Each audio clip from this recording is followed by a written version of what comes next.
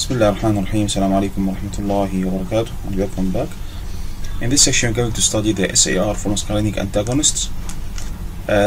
Muscarinic antagonists usually have the same features as acetylcholine, such that they should have acetylcholine fingerprint inside the molecule. So if we compare the structure of acetylcholine and the structure of atropine, we can easily notice that there is an acetylcholine scaffold within the atropine molecule. So these muscarinic antagonists, like atropine, they have a acetylcholine scaffold, so they should have a quaternary amine and ester within the molecule. In addition, those antagonists usually have bulky groups attached to the ester, and these bulky groups like aromatic or non-aromatic rings, which are important to induce its antagonistic activity. So those bulky groups usually have a binding pocket within the off conformation of the muscarinic receptor. Therefore they can stabilize the off conformation and giving no signal inside the cell. So if you want to summarize these features, important structural features for muscarinic antagonists, first they should have esters and basic nitrogen, which are representing acetylcholine scaffold. Then they should have also aromatic ring, which is required to stabilize the off conformation of receptor.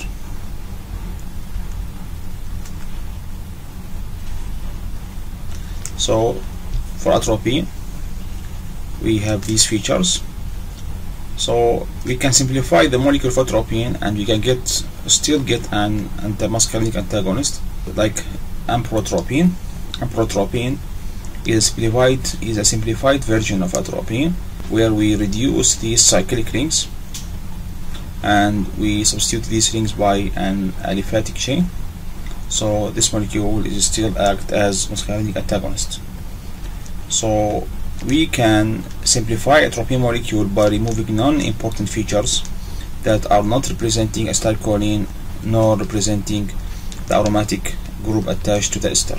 So groups other than acetylcholine or aromatic ring attached to esters or rings attached to esters can be removed to simplify the structure.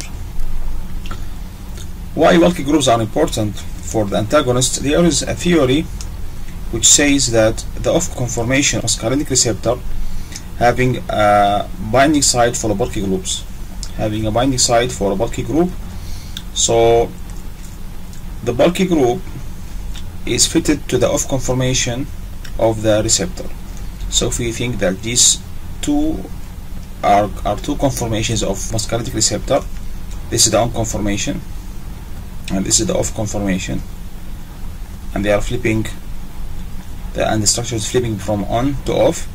So if the molecule has a bulky side chain, it will stabilize the off conformation and this will lead to antagonistic activity. So this theory is adopted from the clothespin mechanism. So they think that muscarinic receptors are similar to a clothespin. So those compounds which have bulky groups, they can bind to the off conformation and stabilize the off conformation. So at off conformation there will be no pocket for G protein to bind, therefore there is no intracellular signaling. While at the on conformation, when small molecules are bound like acetylcholine, the G protein binding pocket will be opened and can activate G proteins. So this theory is called clothespin theory for explaining the bulky group requirements for muscarinic antagonists. Those pharmacophoric features, the ester group, the basic amine, and the bulky group aromatic ring, are present in most muscarinic antagonists. For example, as we said, amprotropine, which has the acetylcholine finger scaffold in addition to the bulky group attached to the esters. We have also tri-dihexethyl. This also has acetylcholine scaffold with a bulky group attached, although this compound is amino alcohol, so it has no esters. So alcoholic part is substituting the esters. Propan-3-line bromide is also having this acetylcholine scaffold, as well as these bulky groups attached to the ester. Other compounds like tropicamide also have the acetylcholine scaffold and bulky groups attached to the ester.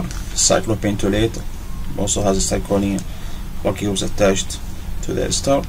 Trihexyphenidine also have this acetylcholine scaffold and bulky groups attached. Benzatropine also have the acetylcholine scaffold and bulky groups attached.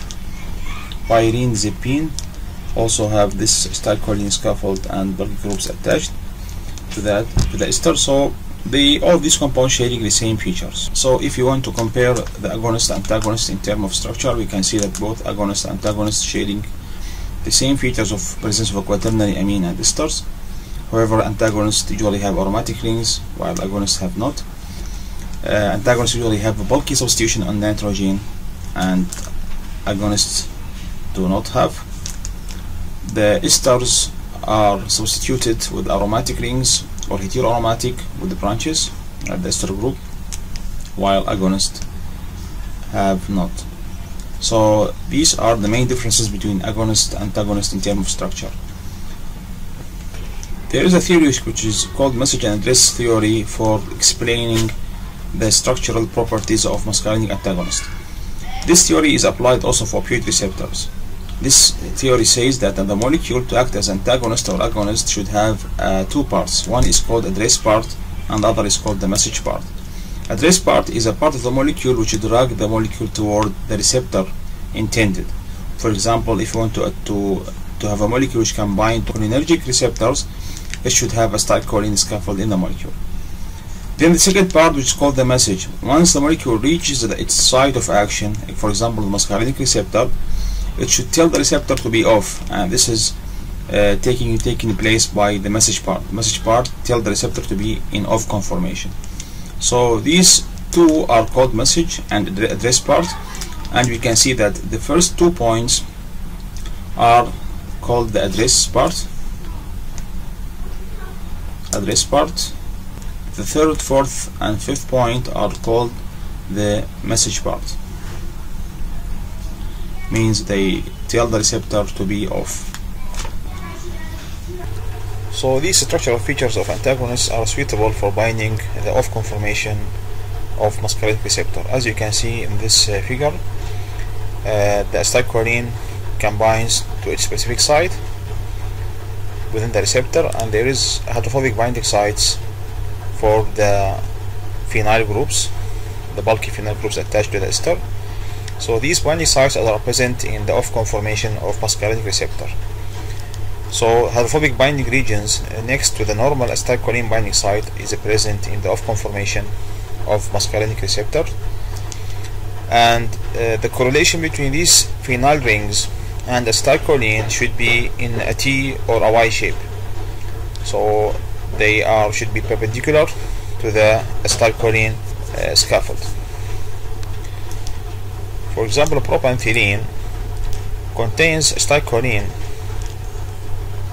scaffold which is connected to a phenyl rings in a T-shape configuration, so it can act as muscarinic antagonist.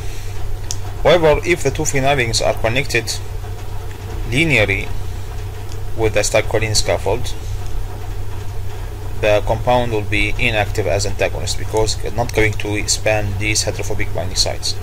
So the phenyl rings present in the antagonist should have perpendicular correlation with acetylcholine, means the structure should be in a T or Y shape structure.